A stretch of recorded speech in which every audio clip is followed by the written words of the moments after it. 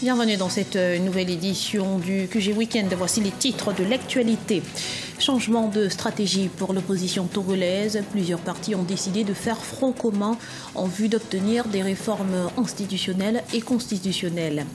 La 44e session du Conseil des ministres de l'Organisation pour l'harmonisation en Afrique du droit des affaires a pris fin ce vendredi 9 juin en Guinée. Quelles en sont les conclusions?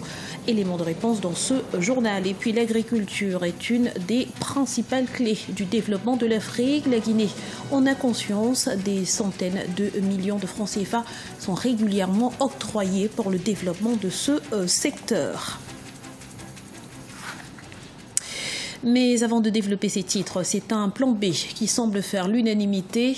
Un accord a été trouvé ce vendredi entre le gouvernement congolais, l'UDPS et la famille d'Étienne Tshisekedi pour le rapatriement de sa dépouille à Kinshasa. Le compromis prévoit que l'opposant historique soit inhumé à Ntélé dans une concession familiale.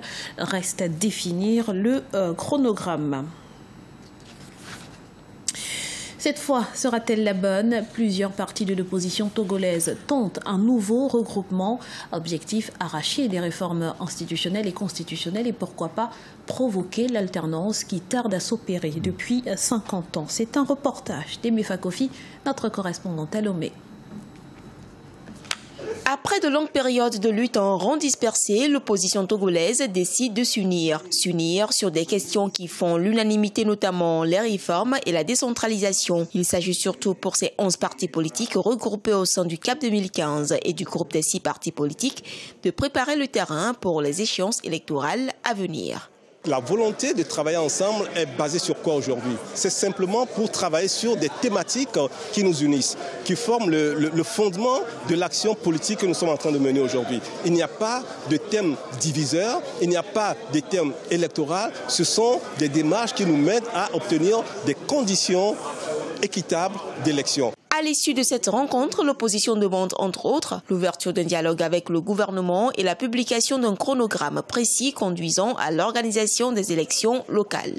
Il est indispensable que la population, après les reproches qu'elle peut faire à la classe politique qui n'a pas su profiter de sa disponibilité, donc après ces reproches, il est nécessaire que la population se ressaisisse et se dise « c'est mon avenir qui est en jeu ». Nous sommes déterminés à atteindre les objectifs et nous considérons que la mobilisation du peuple qui découlera du fait que nous lui avons montré que nous avons résolu le problème de la division de l'opposition, eh bien, cette mobilisation est notre meilleure garantie. L'opposition togolaise entend donc mener ensemble la lutte politique avec la population pour parvenir aux réformes, à une décentralisation consensuelle et aux élections locales dans le respect des normes prescrites par l'accord politique global. La 44e session du Conseil des ministres de l'Organisation pour l'harmonisation en Afrique du droit des affaires, OHADA, a pris fin ce vendredi en Guinée. Il était question d'actualiser le système comptable de l'organisation. C'est un reportage de notre correspondant Emmanuel Mimono. Pour faciliter les investissements dans les pays africains, rien de tel qu'un cadre juridique uniforme et attractif tel que visé par les 17 pays membres de l'OHADA. Réunis en session ce jeudi 8 juin 2017 à Conakry, les ministres en charge de la justice et les ministres des Finances délibèrent sur le projet de règlement relatif à l'harmonisation des pratiques des professionnels de la comptabilité et de l'audit.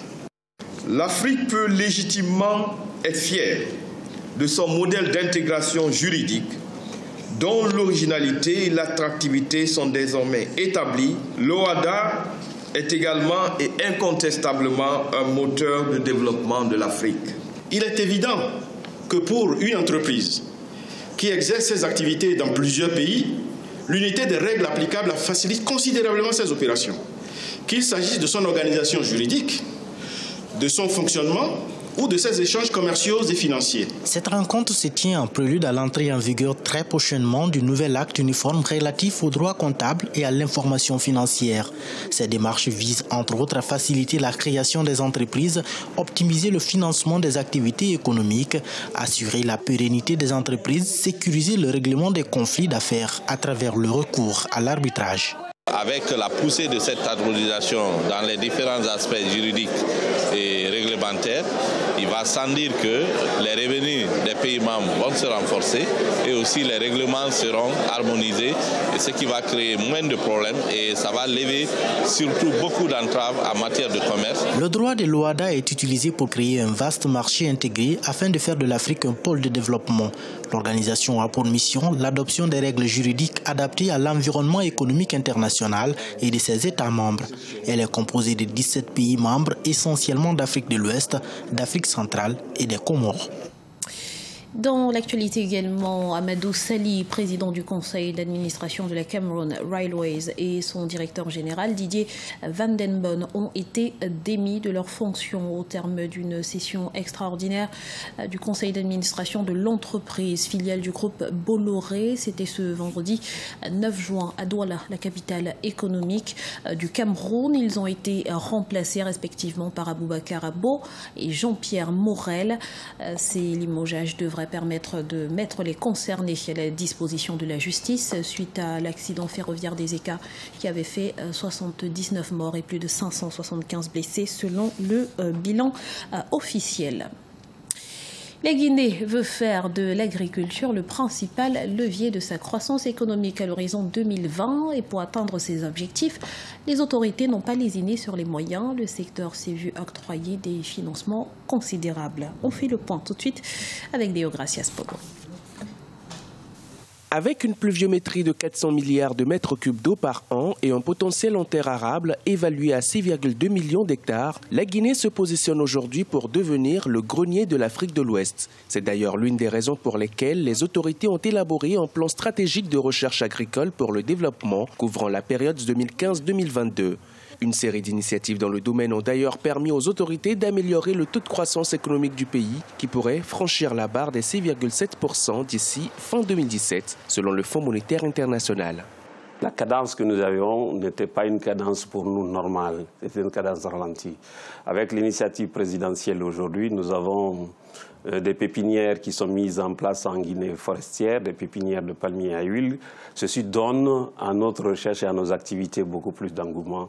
Et nous sommes rassurés que dans un proche avenir, tout ce que nous faisons dans ce cadre, dans les différentes régions, tout cela va permettre d'accroître un peu la production guinéenne, l'économie, et contribuer ainsi à l'accroissement des revenus des producteurs et aussi participer à l'économie guinéenne. Aujourd'hui, l'État guinéen dispose d'un outil de recherche performant et reste convaincu que l'avenir de la recherche agricole dépend fortement des nouvelles orientations contenues dans son plan stratégique 2015-2022. Ce document donne une meilleure vision des problèmes de recherche en cohérence avec ceux du développement agricole, de la sécurité alimentaire et de la réduction de la pauvreté. Nous avons eu vraiment une période, ce qu'on peut appeler de vache maigre, où la recherche est restée latente. C'est à travers des réseaux que la recherche se faisait, mais il n'y avait pas suffisamment d'argent pour pouvoir mener une recherche efficace.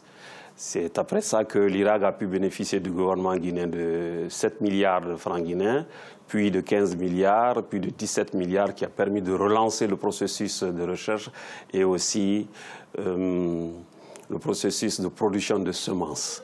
Compte tenu du potentiel du pays, les autorités guinéennes entendent faire de l'agriculture un levier de la croissance économique et de la stabilité sociale d'ici 2025. Le secteur agricole guinéen offre plusieurs opportunités d'investissement rentables et de nombreux exemples de projets agricoles sont en cours d'élaboration.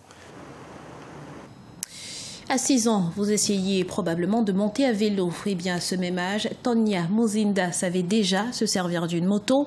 Elle est aujourd'hui la plus grande championne en la matière au Zimbabwe, et ce, à seulement 12 ans. Partons à la rencontre de ce personnage hors pair, comme on les aime, avec Siamlo Victoria Sedi. À 12 ans, Tania Muzinda est la motocycliste la plus décorée du Zimbabwe. C'est depuis l'âge de 5 ans qu'elle a commencé à pratiquer le motocross, un sport de moto hors route sur des sentiers rugueux. C'est sur les pistes du complexe Donnybrook Motorsport de Harare, la capitale, qu'elle a commencé à apprendre à faire du kart, ce qui a forgé son talent et fait d'elle une championne nationale. Mes débuts étaient assez pénibles et j'ai même failli abandonner. Mais grâce aux encouragements de mon père, j'ai réussi à en arriver là aujourd'hui. Tania Muzinda détient le titre du premier champion féminin de motocross au Zimbabwe. Elle a déjà ravi d'autres prix, dont celui de l'adolescente sportive de l'année 2016. Aujourd'hui, elle représente pour sa génération un modèle de réussite au féminin. J'étais heureuse d'avoir reçu le prix de l'adolescente de l'année dans mon pays en 2016. En Afrique du Sud, je n'ai pas gagné la compétition, mais j'ai reçu le prix de la meilleure cavalière parce que j'étais la seule fille sur 20 garçons et cela m'a donné assez de joie. Si vous allez faire un sport masculin, faites-le sans rien changer de votre féminité. Vous êtes sportive, mais sur le tapis rouge, gardez votre belle robe. Ne laissez personne vous décourager. Encouragée par son père, Tania reçoit de temps à autre du soutien de la légende féminine du motocross, l'Italienne Steffi Bow. Au cours du Tour d'Europe 2016 et de championnat de motocross en Italie cette même année, l'espoir du Zimbabwe a pu se frotter à des figures comme Tony Caroli. Son rêve est de porter le titre de première athlète de motocross féminin d'Afrique avec un palmarès riche en trophées à l'international. Ce journal a été réalisé par l'ensemble de la rédaction. Merci pour votre fidélité. Dans un instant, une nouvelle édition de l'actualité sur Africa 24.